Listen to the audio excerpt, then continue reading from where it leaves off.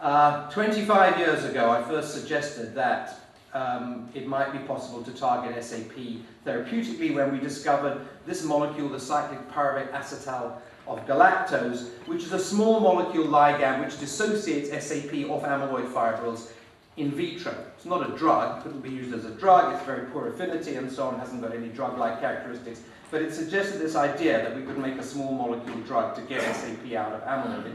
And as years went by, we eventually made such a drug in collaboration with Roche, the big pharmaceutical company.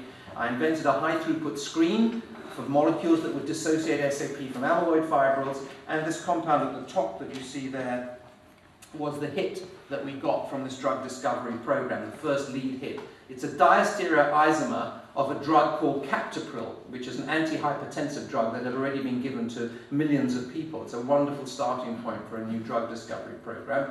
The drug itself, captopril, was inactive. There are four stereoisomers. The drug was inactive. Here's our lead compound, which had an IC50 in the assay of 100 micromolar. The third stereoisomer was inactive, and the fourth one, at least what was written on the bottle, which was this, was more active. Sorry, not that one. Was more active, and when we came to analyze what was in the bottle, it wasn't what was written there, stereoisomer of this. It was actually a disulfide cross-linked palindromic dimer of that molecule. In the Swiss air with lots of healthy oxygen in it, the sulfhydryl groups had oxidized together and made this palindromic compound. And this compound was more potent than the original hit. And we were immediately aware of how that could be because we had lately solved the crystal structure of SAP in a complex with the mononucleotide DAMP. And in this crystal structure, there are pairs of SAP molecules, seen here side on and here face on, cross-linked by hydrogen bonding between the mononucleotides, one held in each binding pocket of each SAP protemer, and they were hydrogen bonding together in the way that double-stranded DNA is formed by hydrogen bonding between the base pairs. And so we had this assembled structure of two SAP molecules cross-linked by ligand, and that's hydrogen bonding. And here we had covalently cross-linked palindromic dimer ligand, and that was how it turned out to be a better inhibitor of SAP binding to amyloid fibrils.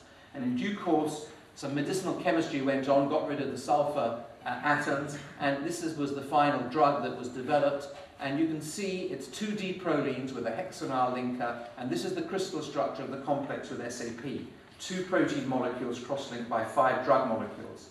And this has a very high affinity, 10 nanomolar, not the 100 micromolar, 50 micromolar IC50 from the screen. So this is an extremely potent mechanism, a novel mechanism of drug action, multivalent gain of avidity through the palindromic dimer.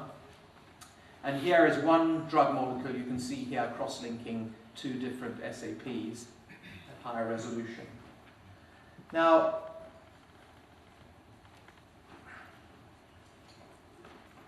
that's from the crystal structure, but we went on to show that in solution, the same complex is formed. I won't go into the details because of lack of time, but we did a covalent cross-linking and then proteomic experiment and showed that in solution, the structure is exactly the same, 2 protein molecules and 5 drug molecules.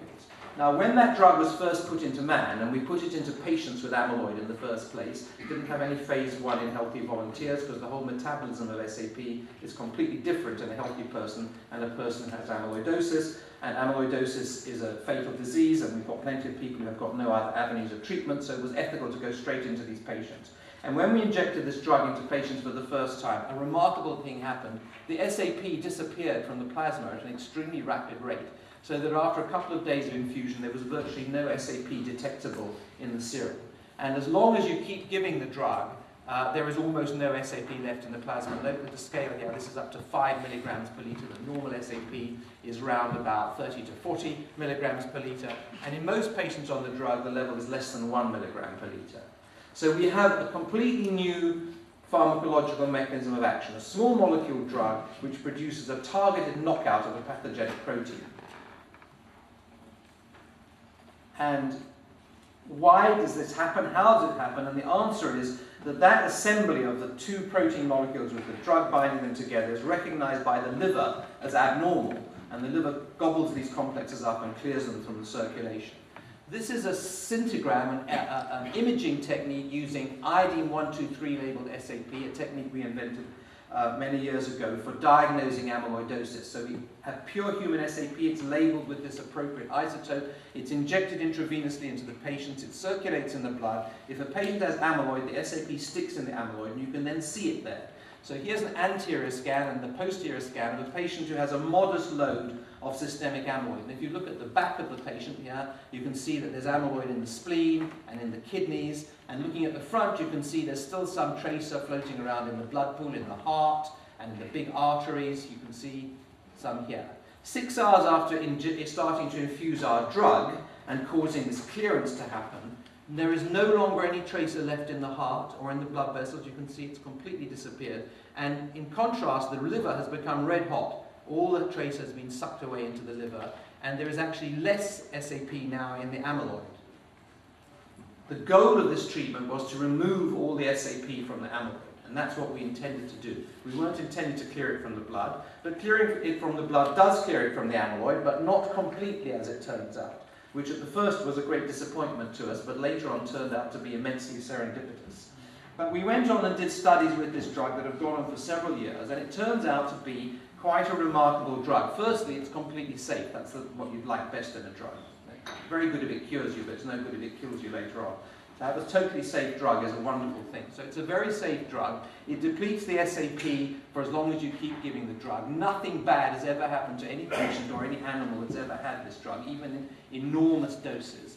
Most patients with amyloid on the drug remain stable. No new amyloid accumulation has been seen in any of the 30 or so patients who've had this drug for up to a couple of years. And organ function is interestingly preserved. So this is a really nice drug and a useful treatment, but it's not good enough. As I said to you, most patients are diagnosed late, they've already got organ failure. If you can't get rid of the amyloid that's there, they're going to die anyway. It's not good enough just to stop them getting worse. So something more was needed than that. Just to show you before I move on to the something more, this is the renal survival, the survival of people's kidneys before they need dialysis or renal transplantation with the particular type of amyloid that mainly affects the kidneys. People without the drug, their kidneys go off and are dead within a couple of years. They have to have dialysis or a transplant. And here are patients who are on our drug, and you can see that they've gone on very nicely. It's a small number, there are only 5 patients in here, but one of them, many years out, is still not in end-stage renal failure. Completely unprecedented result. So this is a useful drug, but it's not penicillin for amyloidosis, unfortunately.